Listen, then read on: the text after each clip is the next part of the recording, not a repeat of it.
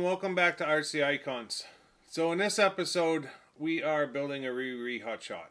So the Hotshot was first released in 1985 under kit 58047 and was Tamiya's first four-wheel drive car. Off-road car, on-road car, buggy, doesn't matter. It was the first four-wheel drive car. One of the first four-wheel drive cars in RC history, to be completely honest. So I know the Kyosho Progress, I believe, was the first to be sold worldwide, but soon after was the Hotshot, and Hotshot sales surpassed anything else that had been offered up to that point. And it just absolutely exploded because everybody up to then was running two-wheel drive. In fact, the Hotshot was released, people started buying them and bringing them to the racetrack, and of course there wasn't a four-wheel drive class, so that at the beginning they were running the Hotshot up against two-wheel drive buggies, and of course it was just blowing it off the track, and that's when the race clubs actually had to break off and separate two-wheel drive class from the new four-wheel drive cars that were coming out, because they just couldn't compete, and for obvious reasons, right? So it really, the Hotshot, even though it wasn't the first worldwide issued car, the Kyosho Progress has that claim to fame, it was the one that really transformed the RC racing community to what we know it is today. So why do we have a rere Hotshot? I just did the shots video a couple of weeks ago. You guys saw on that video that I've got a couple of original Hotshot new unboxed kits, one to build, and then I've got my Mach 1 that's already built that needs some light restoration. Well, we're going to build this one. Originally it had come out of storage for Caleb to build, and for whatever reason he just got busy, and it had been sitting on his build bench for a while, and I wanted to get it cleaned up, so I decided I would just take it and get it done. So we're going to build it, the chassis, in this video, and then we're going to get the body done in the next video, and then it may become a runner for us, or we may just decide to give it away. I haven't decided yet, but at the very least we're going to run it, and we're going to run it in a way that's not indicative to our vintage cars that we run and we take them for one run and then put them on the shelf. This may just become a runner for us, which is fine, but at the very least we need to get it built so that I can't stand having a kit that's in process or what have you sitting in the middle of the studio. So I figured instead of packing it all back up and putting it back in the box, we would just get it done. So I'll bring the camera over. There's no presentation to show you. If you're interested in the presentation of a new unboxed Hotshot or any of the vintage aspects of the Hotshot or the Hotshot family, go back in my video log and check out the shots video that I just did. I show you built and new unbox for the Hotshot, Super Shot, and Hotshot 2. And that it was a fun video to do. So if you're interested in that, take a look back in my video log and watch that. In the meantime, let me bring the camera over. I'll show you basically the stuff and we'll get into it. Alright, so I've got everything brought from Caleb's bench over to mine. In step one, we're going to get the diff built, rear diff built, and immediately get right into the gearbox. I am going to ball race it, so it does come with some ball bearings. There's some ball bearings in here, but we're going to completely ball race it, so it does come with some. But it's going to be familiar because the gearbox and the arm setup is essentially the same as the Super Saber that we just built a couple of months ago, and then the Boomerang that we converted to the Winger. So it's going to be a very familiar build, which is fine. For me, it's more about just getting it kind of done and out of the way. So I'm going to start here with step one, getting the rear diff started. Looks like it's this one. Nope, it's not that one. Maybe it is that one. Might be a two-piece. Must be a two-piece. Oh, it's got us doing two different gears. MR12. So yeah, I'll get in step one. I'm going to put all the gears together, and then I'll get it into the gearbox, and then I'll bring it over to show you with it open before I get the gearbox closed up. And then it's immediately got us going into motor mount. So I'll bring you back here in just a second. Alright, I've got the two halves made. This is your first half. I gotta try to do this in a way that I don't start losing stuff. But you have your propeller shaft here, turning your counter gear, and then your diff gear is in here with your outdrive cup right here. That's one side, and then your other side has the diff gear with the outdrive cup on the other side. So it's time to mate these two. There is a pin. And the pin, I don't get why it slides through the drive cups, but it does. So I'm going to throw a little bit of grease on the pin to help hold it,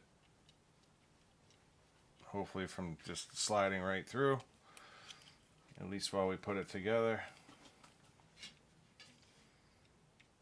because that will help. And then I've got everything already greased up in here.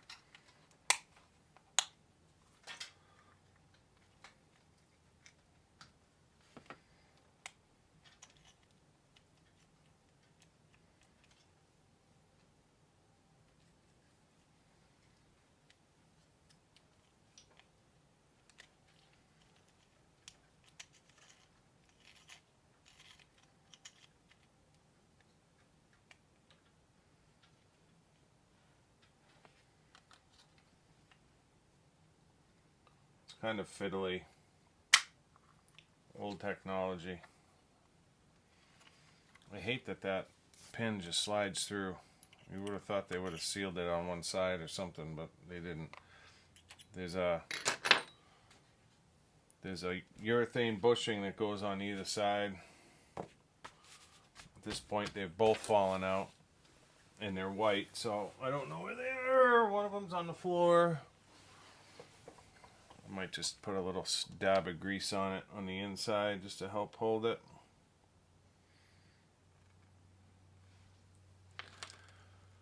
In place.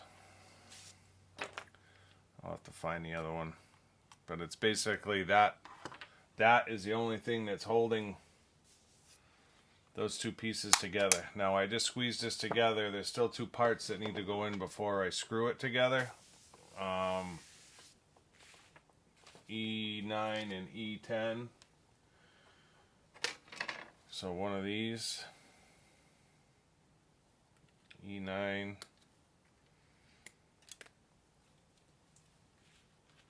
then they've got E10. These are just mounts later for whatever it is, bumpers, what have you. So these need to get sandwiched in.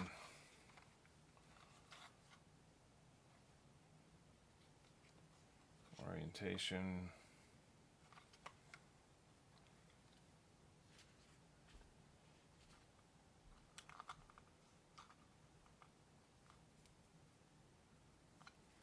So this one's going here.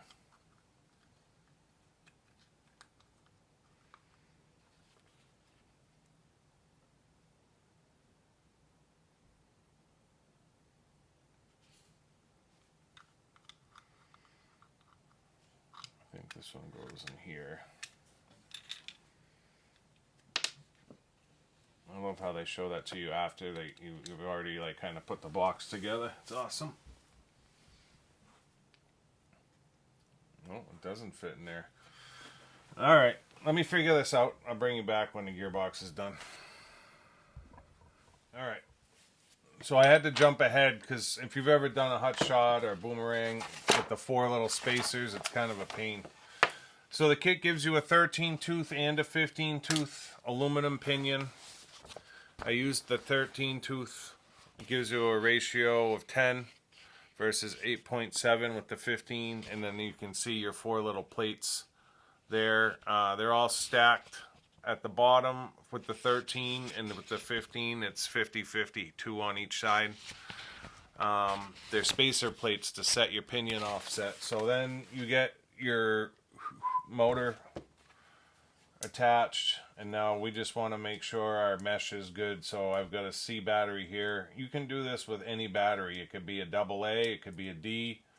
I've mentioned it a few times in some of my videos, but this one just happens to be a C, and everything's running smooth. If you had some serious, obviously you'd know you'd have to open that gearbox back up and take a look at it. But we're good to go. So we're going to move on to, what's it got me doing? We're on to step 6. Step 6, front diff. So we're going to get the front gearbox assembled now. So same thing. I'm going to start getting going here, and I'll bring you back in a second. Alright, so we're through step 8. I built the front gearbox. I didn't do anything on film. It's just too fiddly. But I got it done. It's the same as the Super Saber, so if you want to see it get put together, I think I did it on film on the Super Saber video. So next step, rear. We got to get our rear arms together with our rear uprights. We got to make some arms for the monoshock, pretty sure. And then it's got us attaching them to the rear gearbox and then finishing with the upper arms. That's the upper arms getting attached, but then it has us bringing it all together. So I'll bring you back after step 11. Step 11. And we'll have a complete rear end. So I'll see you back here in a second. Alright, so I've got the upper arms on. It has me putting 2 pins on. It almost looks like for a C-clip. I'm not sure what they do.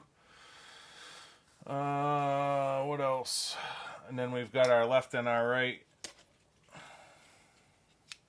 uprights and lower arms with our anti-sway bar brackets.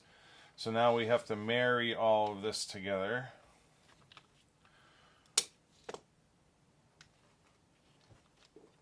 So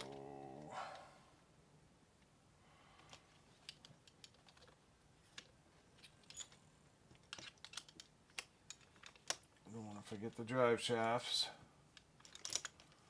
So let me get the bottom pin in first. So bottom pin first.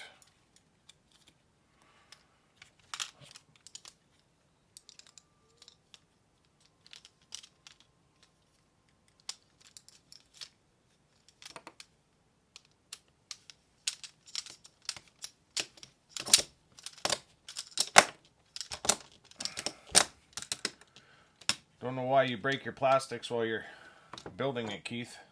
Moron. Flopping it around like crazy. Alright, drive shaft.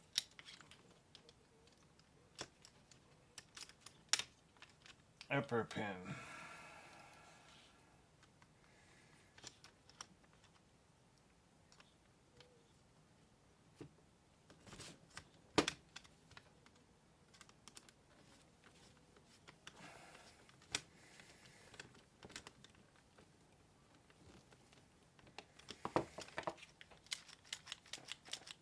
And that one's in, and then that's our anti-sway bar bracket hanging down, which will go up here eventually.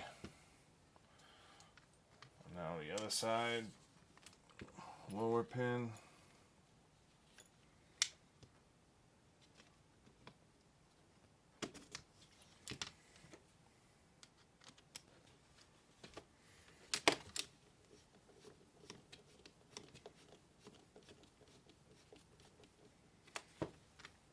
Drive shaft.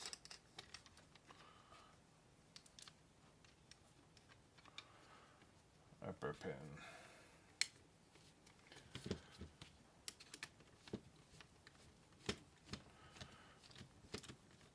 This gets us through step 11.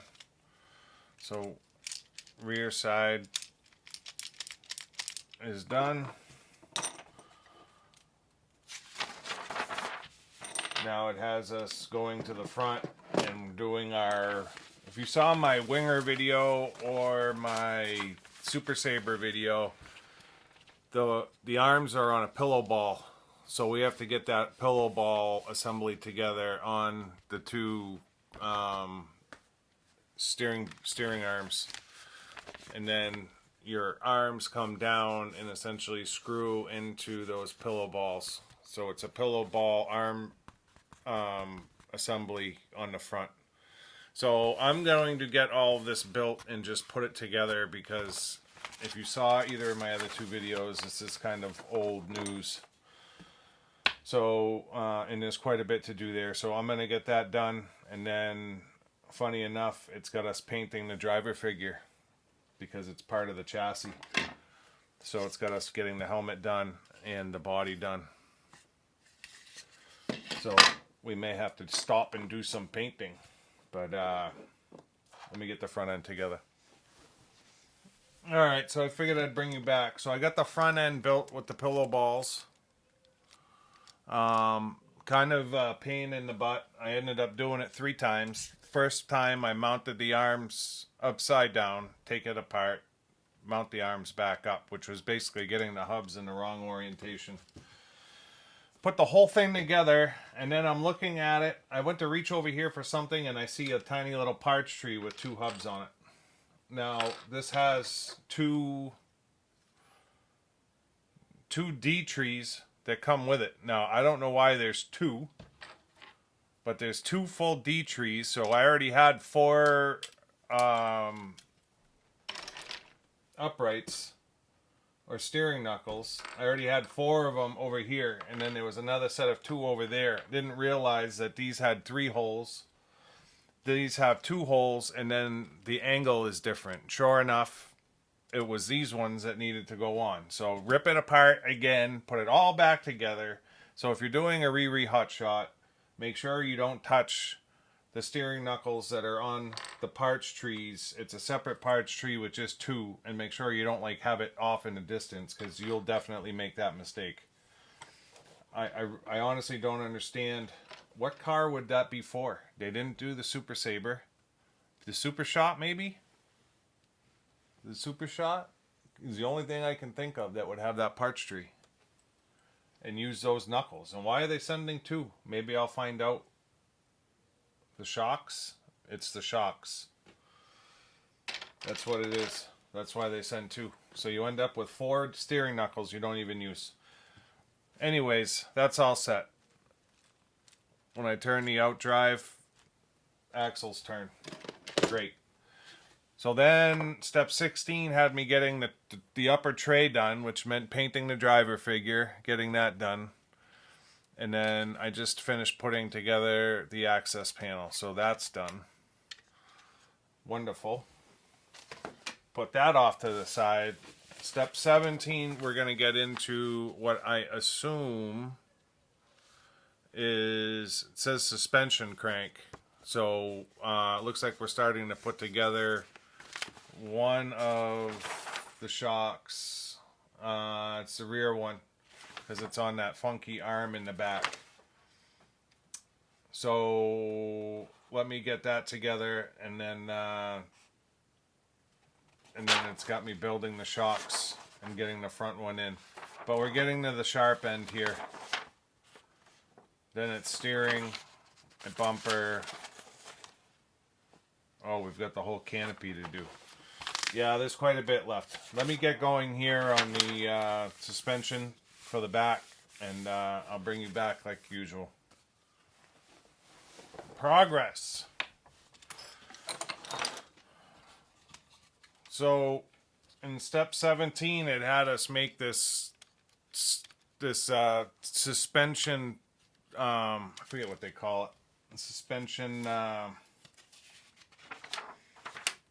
crank with these two arms. That took me a while to figure out. I couldn't figure out the positioning of it where it was going to connect onto the pins at the same angle, and then I had the arms reversed and it was binding. But I finally got it figured out, and then it had me attach the gearbox on and get the rear anti-sway bar on step 18. So finally starting to look like something. Now it's got me on step 19 connecting the front end with the alloy, or the, sorry, not alloy, the FRP braces. There's two of those that go on when you connect the front end. So it's got me getting the prop shaft in with the two braces and getting the front gearbox connected. And then step 20, it has me start building the shocks. Now the shocks front and rear are the same. It says make 2. So I'm assuming they're identical front and rear, at least at the beginning. And then it has me making up the rest of it with the brackets. So step 20, 21, 22 is getting the shocks built and then attaching them in 23 and 24. So I'm going to go ahead and do that before I get into making steering rods and getting the servo in. So I'll bring you back with the front end attached, the shocks built and in place, and just before we start working on steering. So I'll see you in a second here with essentially a buggy. Shocks are on. Rear. Screw up front. Pin in the back with an E-clip front. Front anti-roll bar is on. So we essentially have a chassis. Step 26, we're going to get a servo in this thing. I got to see if I even have some. I just ordered a bunch, but I don't know that they're in. Might not even have one. Oh well. Can always put it in later, but we'll get the steering arms built. Get the steering arms built at the very least, and then we'll get the bottom cover in place. We'll have to come back and do the electronics later, and then we'll get the front bumper on, and then we're going to move on to the canopy. So I'll just peck away at what I can here until I get to the canopy, and then I'll bring you back, because I know I'm out of servos. I used my last one on the RB5, and then I ordered 10 more, and they're just not in yet. So is what it is. See you in a second. All right. So since I left you last, I got the bottom of the chassis in place. I got the bumper on. I got the steering arms attached, but they're just attached to the connecting point that goes on basically the servo saver. So that's done. And then I spent some time building the canopy using the 8 million zip ties to get the netting in. It actually went smoother than usual. These can be a bear sometimes if you've never done it before. And then the roof zip ties on. The roof gets the white zip ties. The canopy gets the black. So all of that's done. So now we're ready to actually attach this.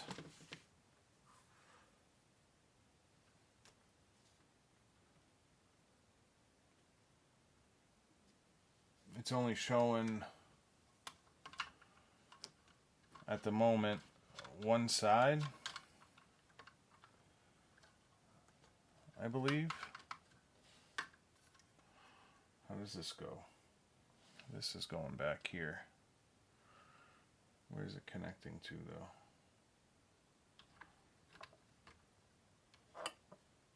Down below.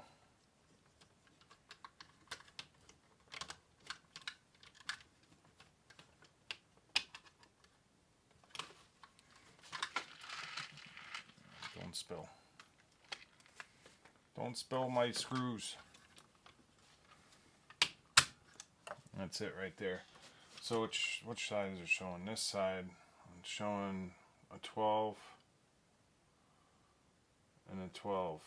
And then the 8s are in the front. So right now it's showing this one.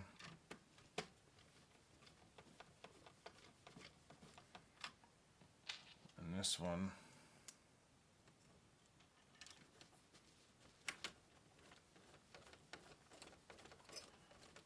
And then it's showing the 2 8s in the front.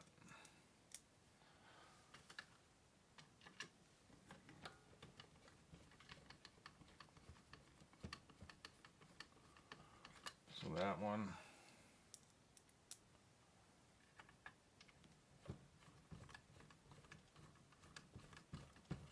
And that one. And then it shows me getting my cover on now with the body clip.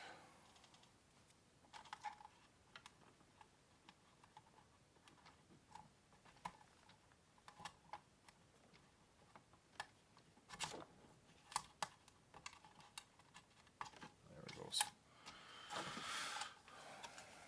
So that's on. Gotta love the mean look of the Hotshot.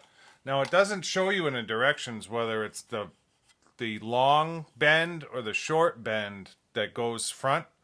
I'm assuming it's the long bend, because otherwise the long bend would be right up against the shock. You can still see his face with the long bend forward. So I'm assuming that that's how it goes. Like I said, it doesn't actually tell you.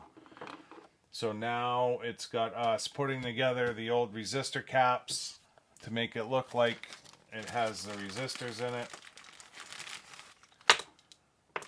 So we'll get that together, and then it's got me screwing this side of the canopy on, and then it's just the battery bracket and the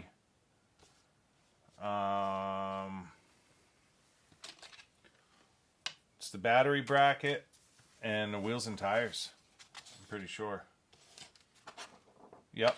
So I'll bring you back here in a second with a finished rig. Alright, we've got a rig here. We've got a chassis anyway. It feels great.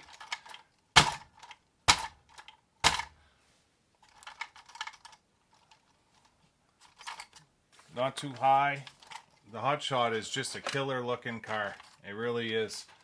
Boy, what a car to come out in '85, huh? And not only that, for it to be its first four-wheel drive. Now, I got to show you this because I've seen a lot of Hotshot reres built, and I've never seen anybody show this. So this comes in the kit, this wire. This is a car stand. So you slide it in to where the servo would mount. At least that's where it shows. No, it shows the bumper right here.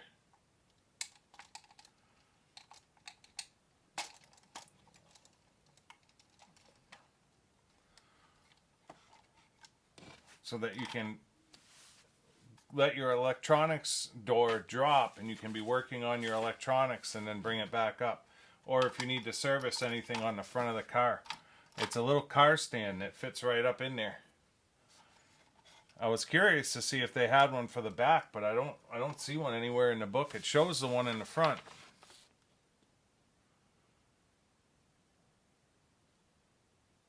Oh, you used a battery plate. You used a battery plate. So if I take this off and I swing the battery door down, look at that. That's cool. Diffs feel great. I never ever saw anybody show that before. So that's off the ground, literally like 3 inches. So the battery door in the back, and then this little bar in the front makes it a car stand to work on it. Cool, huh? I don't know. I think stuff like that's cool as hell. So that's the rig. In the next video, we'll get working on the body and wing and tire riding for sure. there's still quite a bit to do. We have headlamps to do. We have the body to do. We've got the wing to do, the wing mount. We've got to get it decaled. We've got to get tire writing done. So that'll be for the next video. So let me get this cleaned up, and I'll bring you back for a closing, and we'll wrap this thing up. Hope you guys enjoyed that. It was definitely different. I've never built a Hotshot before. I've never built any of the shots. All the built cars that I have, I bought built already. I do have an original to build at some point, which is it's a little bit weird because usually I'll be looking for a kit or something in my collection or a car to restore, and I get excited about it beforehand, and it kind of amps me up for the project, right? So this one was a little bit different because it came out for Caleb to build. He wanted to build it, so it wasn't really on my radar. So I kind of just took it over because I wanted to get it off of his build bench. It had been sitting there for a week and a half, and originally he was showing interest in it, and then for whatever reason he ran out of steam or became disinterested, right? So, which is fine. I mean, he's 12, so I totally get it. Next thing I knew, all the tubs of screws were pushed to the side, and he was building a remote control Lego kit. That's cool. But I basically, I brought it over here to build it because I was like, I didn't want to, once the bags are open and everything else, I don't want to pile it back in the box. So it was a little bit different in that I wasn't expecting to build it. I wasn't, the anticipation hadn't been building up in me like, say a TRF 503 or something else. RC10 World's car, right? Like that car, the anticipation built for a couple of months before I got to it. So those ones bring a little bit more excitement. Now, with that being said, when I did get it in front of me, I had Super Sabre on my mind because it shares the same kind of front suspension, gearbox, same rear gearbox, but it's totally different. Like the build, it's funny to say that because the whole rear gearbox is the same as the Super Sabre. The whole front gearbox is the same as the Super Sabre, and the whole front arm assembly is the same as the Super Sabre. You wouldn't think that there would be that much different when you say that, but this whole rear shock mechanism is completely different. The rear arms, the way that they hook up is completely different. The shock building is totally different. The bumper assembly, the way the chassis gets put together, the driver, the whole cage. So there's so much that's different. So yeah, it was a little bit surprising. And then obviously, because I hadn't built it before, I struggled with the suspension, the rear suspension shaft here in the back that runs the rear suspension. I struggled with that. I thought the directions could be a little bit more clearer with these arms in the back and the way that they double pivot. And then I struggled with the steering cups. Having two parch trees that both have steering cups on them, and then having two steering cups just kind of sitting underneath another parch tree over here in the corner.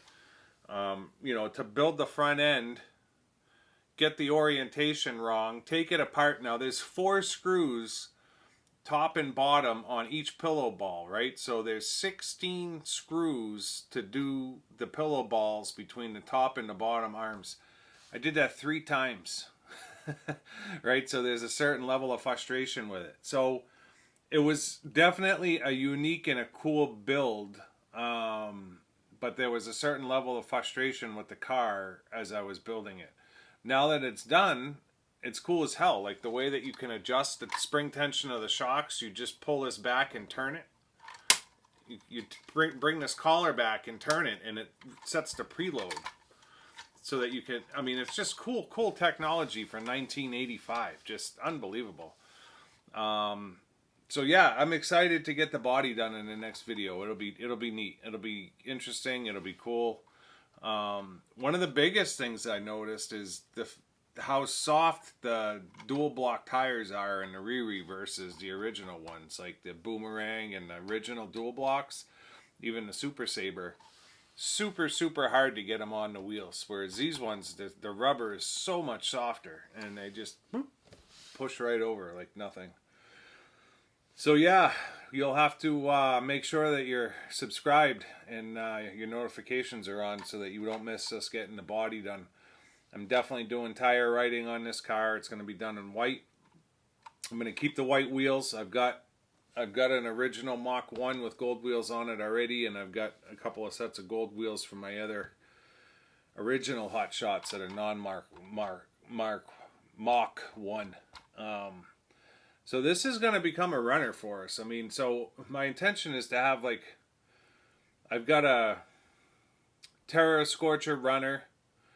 So that's basically the Thundershot family car. I've got a rere for a runner. I've got the Thundershot for a runner. I've got a Boomerang runner. I've got Terra Conqueror runner. So I've got runners for, like, I've got an Advanti runner. I've got an Egress runner. So for the different families, I have like a runner car that we can go to and run whenever we want, so that we're not like taking the shelf queens out for a run, although I do run every car at least once. But this will be a kind of a beat-on runner we can take out anytime we want and not have to worry about it getting scratched or broken or what have you. If you haven't built a Hotshot before, I try not to recommend things, but I don't think you would be disappointed at the price point. So for a couple of $100, you get the first four-wheel drive car. I'm not going to say ever because it wasn't the first ever, but the first I can't even say mass produced. It was like the highest selling four-wheel drive car for a long time. And these things just ate it up on the racetrack. Anti-sway bar front and rear, it's all there. It's a badass looking car. I mean, when you look at it, it's just nasty looking. So yeah, it's definitely high on the list for me. I love the Hotshot. I love the Super Shot, and I love the Hotshot too. I love all three of them. So yeah, like I said, if you're not subscribed, I would ask you to consider subscribing. Sorry, I'm not a professional. If you're not subscribed, I'd ask you to consider subscribing. Turn your notifications on. Let me know in the comments what you think of the Hotshot. Not necessarily the rere Hotshot. I don't, there are some differences, but whatever. It is what it is. Like, what do you think of the Hotshot? Do you have one? Do you love it? Does it run good? I've never driven one before, so it's going to be all new to me. I think it's just an absolutely epic and iconic car. So yeah, definitely looking forward to it. I had to put the metal aerial on. It just isn't the same without that. So yeah, we'll see you in video 2 when we get the body done and the rest of it. And until then, we'll see you soon. Thanks.